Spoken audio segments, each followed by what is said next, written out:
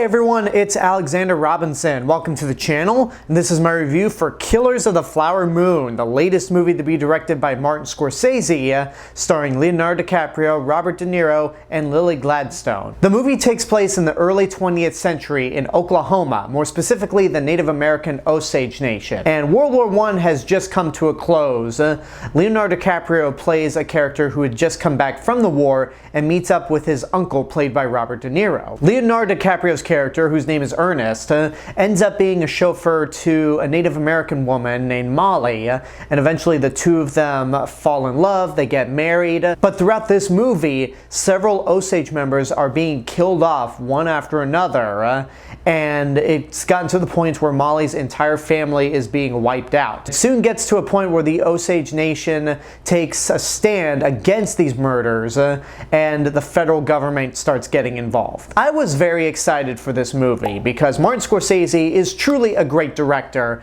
but I wasn't losing my mind or flying over the moon with excitement over this movie because while I do think Martin Scorsese is a really good director, I've been on record in saying this.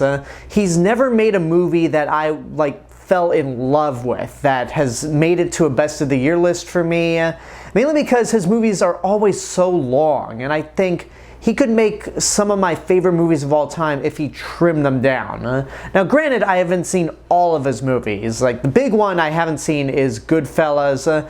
I really want to see After Hours, which got released in the Criterion Collection sometime this year. But again, he's a really good director. I'm just not over the moon in love with his movies. And with this movie here, Killers of the Flower Moon, it was really nice to get a Martin Scorsese movie in the theaters again, because even though I was one of the few people that saw The Irishman on a big screen, I know it got released on Netflix, so a lot of people didn't have the opportunity to see that in theaters. So the fact that this movie is getting a theatrical release nationwide is really encouraging, because it's really, really good. Out of all of Martin Scorsese's recent movies, this actually might be my favorite of his. It's a very powerful movie, and everything that you would expect from Scorsese you get in this movie.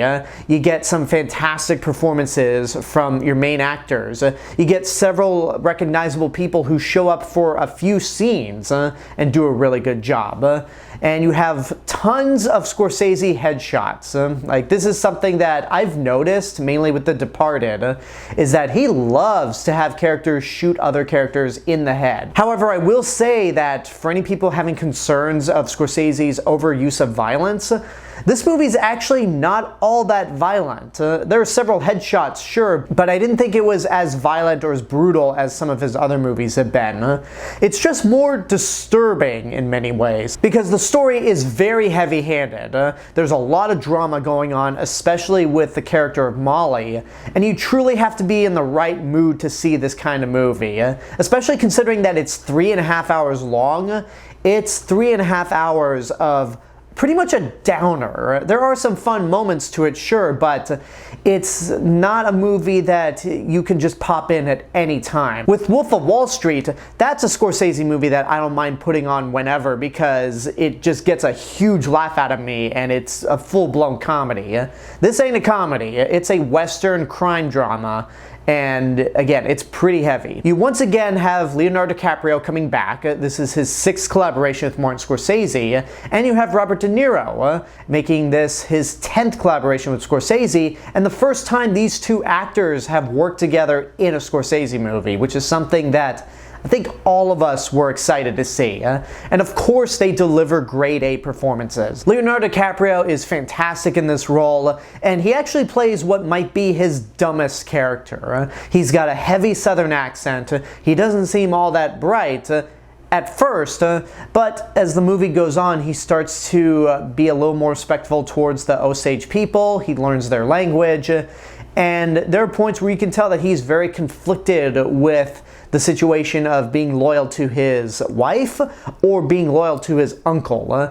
And Robert De Niro as the uncle is fantastic. When we're first introduced to him, he's very kind, he's very opening, welcoming towards Leonardo DiCaprio's character, and he seems like a strong ally towards the Osage people. And you're like, man, Robert De Niro's character in this movie is such a cool guy.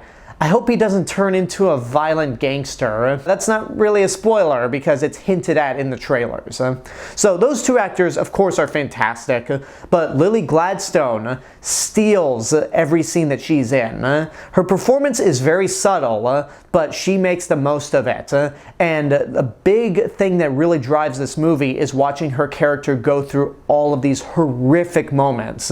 Like, you feel so bad for this woman, and it's just heartbreaking to watch. The only downside is that halfway through the movie, there's a plot detail that happens that makes her character pretty much incapacitated. I won't say much beyond that, but it seems like more the focus shifts back to Leonardo DiCaprio and Robert De Niro. But again, Lily Gladstone is still phenomenal for every scene that she's in. Right now, she is tied with Greta Lee from Past Lives as my pick for Best Actress at the Oscars, because man, she is so good. And I hope they consider her for Best Actress because she is one of the most important characters in this movie.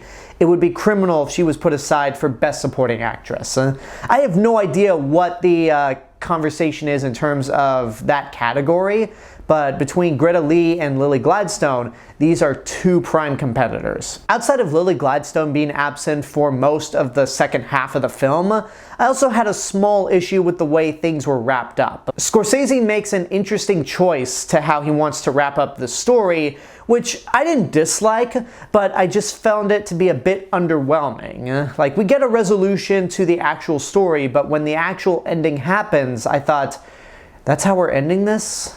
Well, still, at the end of the day, it's really good.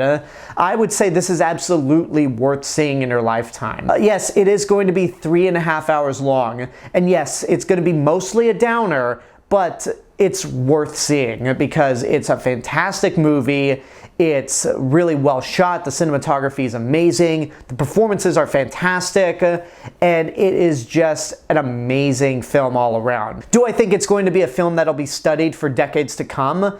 No, I don't think so. I think that's pushing it a little too far, but it's still great nonetheless. And there you go, that's my review for Killers of the Flower Moon. And I just want to say thank you all for helping me reach 9,000 subscribers on this YouTube channel. We still have a little over 2 months before the year ends, and again, this is the 10-year anniversary of this channel. Let's get this channel to 10,000 subscribers before 2024 comes around. I know we can do this. I have a gut feeling that I'll hit that landmark before the new year. But until then, I want to know what you guys think about Killers of the Flower Moon. If you've seen it, what did you think? Whatever the case may be, let me know in the comments below. Don't forget to like the video, subscribe to the channel, and hit the bell button to get notifications. You can also follow me on Facebook, Instagram, Letterboxd, Threads. I'll see you guys in the next video. But until then, have a good day and take care of yourselves.